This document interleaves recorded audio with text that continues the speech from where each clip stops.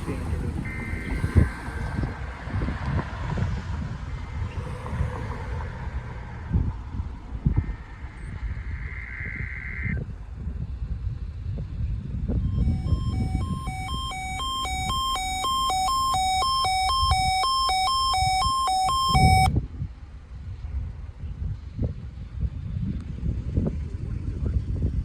During potentially dangerous weather situations, specially built weather radios will be automatically activated to warn of the impending hazards. Tests of these radios and the warning alarm system will be conducted by the National Weather Service every Wednesday between 11 a.m. and noon. If there is a threat of severe weather, the test will be postponed to the next available good weather day.